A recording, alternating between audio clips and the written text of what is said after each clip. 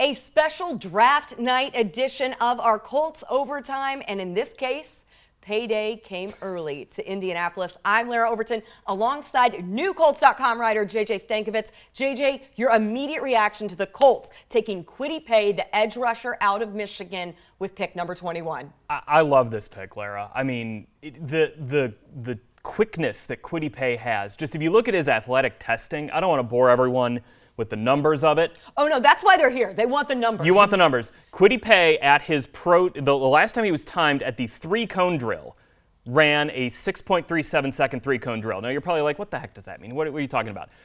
If Kwity Paye ran that at the NFL Combine, that would have been the fastest three-cone drill ran by a defensive lineman ever by almost a half second. That is crazy. And we know that this defense loves to play fast and physical. Already getting reaction, seeing reaction from Darius Leonard and Bobby Okereke saying, we need him, he's explosive, he's physical. What do we know about Kwity Paye and how immediately he can make an impact on this defense that was so outstanding for the majority of 2020? Well, I think he can make an immediate impact as that pass rusher in this defense, a guy who can get after the quarterback. Now, he only had 11.5 sacks in his time at Michigan. He had 6.5 sacks. That was his season high there. But he's a guy, you get him in the right defensive scheme with Matt Eberflus and Brian Baker, the defensive line coach here in Indianapolis.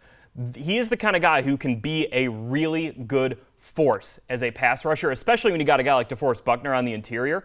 You get Kwity Paye rushing off the edge and DeForest Buckner in the interior. That is the kind of thing that is going to keep offensive coordinators up at night. What was it that Rick Venturi calls it, an ambient player? I think Kwity Paye here is an ambient player. You're going to classify him as an ambient player? I'm going to, well, look, I don't want to take Coach Venturi's words, no, but I'm going to classify him as an ambient player because offensive coordinators are going to be like, how do we block both these guys? Yeah, absolutely. And it's a guy who, from a character standpoint, is such a great fit for this defense. He was not only a team captain at Michigan, he's also one of the best stories in this draft. His mother, a refugee from war-torn Liberia. He was born in a refugee camp before they moved to Rhode Island when he was just a few months old.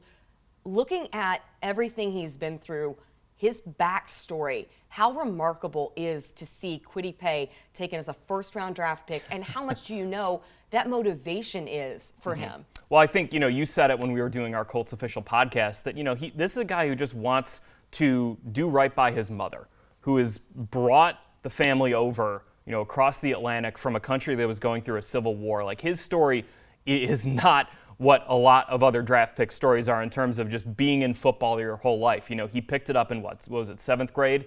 He picked up football? Signed up for football. They needed a birth certificate. He didn't have one. Yeah. He had a green card, so they had to figure out the logistics for him to even be able to play football for the first time. And playing in Rhode Island, it's not like it's a hotbed of college football like Texas or Florida or California, but the perseverance for Kwity Paye to go to Michigan and to make an impact there, to become a team captain, to become now a first-round pick, hard work pays off. Absolutely. Now, a lot of people, of course, still kind of wondering about the offensive tackle situation and how the Colts address that. Your reaction, this move, you could not pass up a guy like Kwity Paye. Explain kind of the logic behind the Kwity Paye fit, why you can't pass it up, and also the assurance, the confidence that you have to fill that need on the offensive line, maybe a little deeper in this draft over these next 2 days. Well, one thing I think we need to keep in mind here is that finding edge rushers and guys who can get after the quarterback, especially in free agency, is really, really difficult.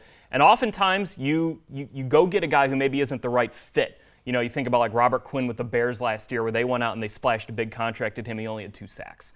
To build a pass rush going through the draft is a really smart way to do it. That just in and of its own, I think, makes Kwity Paye a really good fit. But as it relates to the tackles, Lara, Chris Ballard talked about it last week. This is a really deep draft at that position where you can find a guy who's probably going to be a day 1 starter on day 2 of the draft. So with the Colts holding the 54th overall pick, maybe Ballard moves up, maybe he stays there. But you got to think that the Colts are going to find themselves, if they go tackle, if the board falls the right way. That's the other thing here, that if the board falls the way and they are able to fill that quote-unquote need at tackle, that they can then do it still on day 2. Just going to read you a few of the accolades and the descriptions of Kwity Paye on the field. Explosive, twitched up ball of power, possesses rare short area quickness and agility, excellent flexibility playing low and firm into the block. These are all things that you want in a power playmaker on this Colts defense, and they just got him in Kwity Paye. Cannot talk to him here Cannot wait to talk to him coming up here very shortly. We will have more, of course, over draft weekend for you, and tons more coming to Colts.com, in which will be a very exciting remainder of the 2021 NFL Draft.